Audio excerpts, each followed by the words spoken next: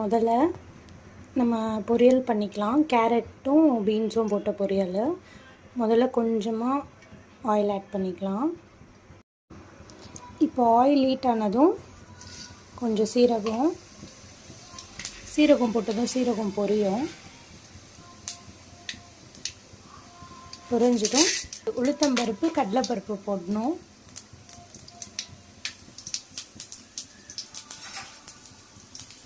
போட்டுட்டு லைட்டாக சாட்டே பண்ணலாம். உடனே பச்சை மிளகா, கருவேப்பிலை, வெங்காயம் ஆட் பண்ணிப்போம்.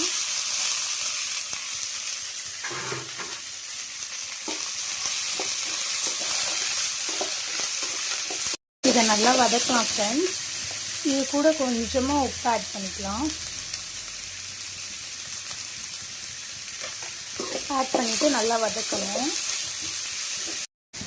இந்த பொரியல் பண்ணுறது ரொம்ப ஈஸி தான், ரொம்ப டைம் எடுத்துக்காது.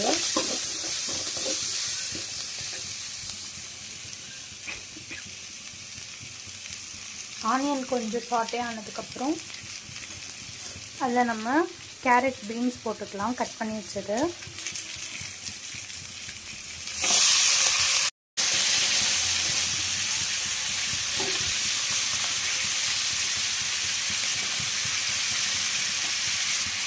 இந்த மெத்தடில் நீங்கள் கேரட் பீன்ஸ் பொரியல் பண்ணிங்கன்னா இதில் அவ்வளோ மசாலா இருக்காது.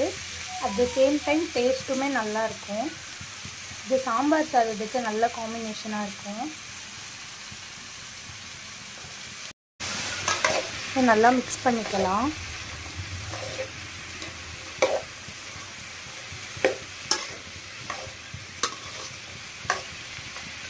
ஆல்ரெடி கொஞ்சமாக சால்ட் ஆட் பண்ணோம் இல்லைங்களா? இப்போ கேரட்டும் பீன்ஸும் வேகிறதுக்காக கொஞ்சமாக சால்ட் ஆட் பண்ணிக்கலாம்.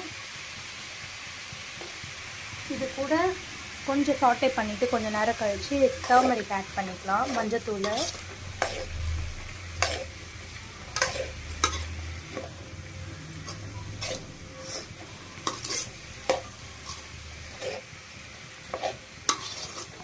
கொஞ்சமாக மஞ்சத்தூள் ஆட் பண்ணிக்கலாம்.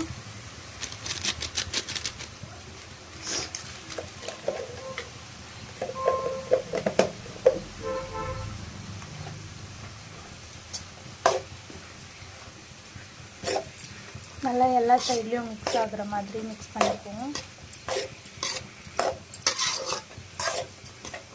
இதில் கொஞ்சமாக தண்ணி ஆட் பண்ணிக்கலாம்.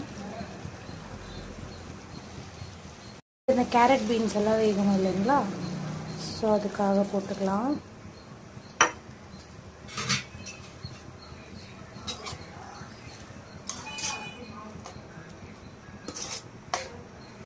தண்ணி ஊற்றிட்டு கொஞ்சம் கொதிக்கும் போது அந்த மாதிரி பாத்திரம் போட்டு கொஞ்சம் மூடிடலாம்.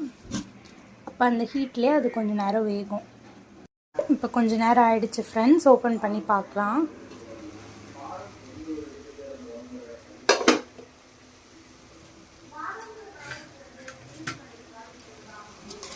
நல்லா தண்ணி எல்லாம் வற்றிடுச்சு. காயும் நல்லா வெந்துருச்சு, பார்த்தாலே தெரியும். இப்போ என்ன பண்ணணும்னா, நம்ம கிரைண்ட் பண்ணி வச்சுருக்க கோகோனட்ஸை இதில் ஆட் பண்ணணும். இது துருவியும் போடலாம், இல்லைனா மிக்சியில் சும்மா 2 அடி அடித்தாலும் நமக்கு இந்த மாதிரி வந்துடும். இது போட்டு கிளறி இறக்கிட்டோம்னா முடிஞ்சிடும்.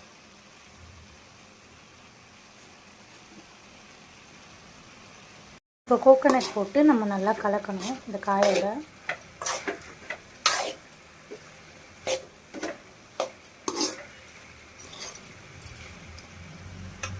அவ்வளோதான் ஃப்ரெண்ட்ஸ், நல்லா சாட்டே பண்ணிவிட்டு ஜஸ்ட் இப்படி கலந்து விட்டோம்னாலே போதும். தேங்காய் இதில் செட் ஆகிடும். அவ்வளோதான், டேஸ்டியான ஹெல்தியான கேரட் பீன்ஸ் பொரியல் ரெடி.